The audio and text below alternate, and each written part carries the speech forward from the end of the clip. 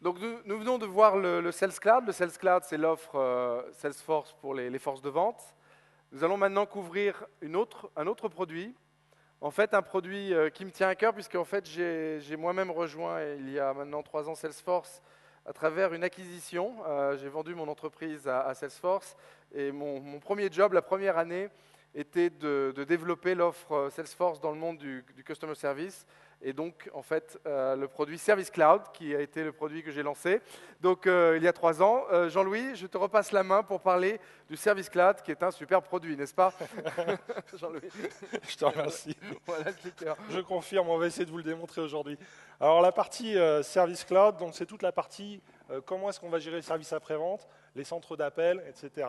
Donc évidemment, on a là aussi une certaine reconnaissance du marché, là aussi une certaine innovation, et vous allez le voir, cette innovation, elle est présente et elle va être illustrée dans la démonstration sous différents aspects, notamment la partie base de connaissances qui tient à cœur à Alex, et qui est effectivement une très belle technologie qui apporte une vraie valeur à être couplée avec le reste du CRM, et on va vous expliquer ça. Et puis évidemment, là aussi, beaucoup d'exemples de réussite chez nos clients.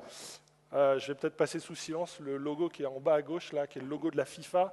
Compte tenu de ce qui s'est passé à la dernière Coupe du Monde pour la France, on va plutôt passer au slide d'après. Donc celui-là, il est plus important. Là aussi, les indicateurs de succès.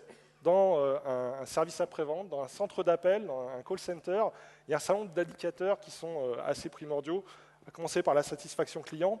Mais il y a aussi d'autres indicateurs. Par exemple, le call deflection. Ma capacité à n'avoir même pas besoin de traiter les appels, parce que mes clients vont trouver des réponses et des solutions par eux-mêmes.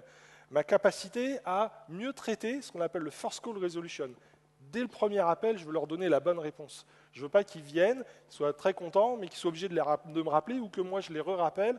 On veut aller très vite. Là aussi, on va améliorer la satisfaction des clients s'ils trouvent des réponses plus vite, si on a la bonne réponse dès le premier appel. Et tout ça, ça va contribuer évidemment à améliorer la satisfaction de vos clients et à fidéliser vos clients. Par les temps qui courent, on sait que fidéliser les clients, c'est assez important. On a traversé l'an dernier une crise qui était assez significative et on sait que capter un nouveau client, ça coûte beaucoup plus cher que de réussir à fidéliser un de ses clients. C'est pour ça que c'est absolument crucial. Alors, aujourd'hui, on a un problème majeur, en fait, si on regarde cet univers-là. Et ce problème, il se résume de façon assez simple avec cette fracture. En fait, un certain nombre d'entreprises, quasiment toutes les entreprises, ont investi historiquement dans des centres d'appel, puisqu'on a appelé des centres de contact, qui étaient sur des stratégies multicanales. Donc on a investi sur des technologies. Et pendant ce temps-là, les clients, ils sont ailleurs. C'est-à-dire que les clients, aujourd'hui, ils sont sur le web.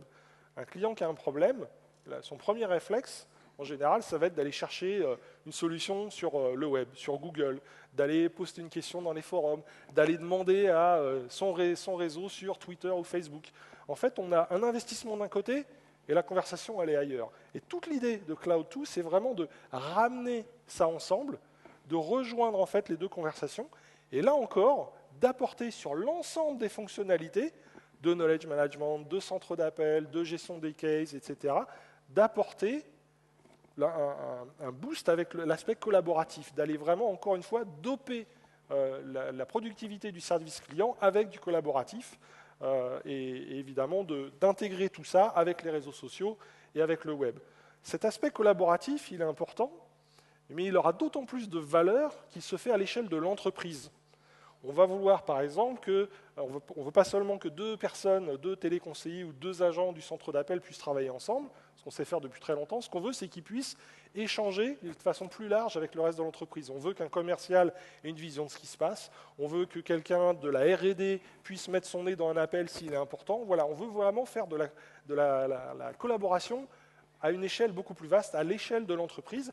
Et c'est ce qu'on va essayer de vous illustrer dans la démonstration. Donc Frédéric va nous faire cette démonstration.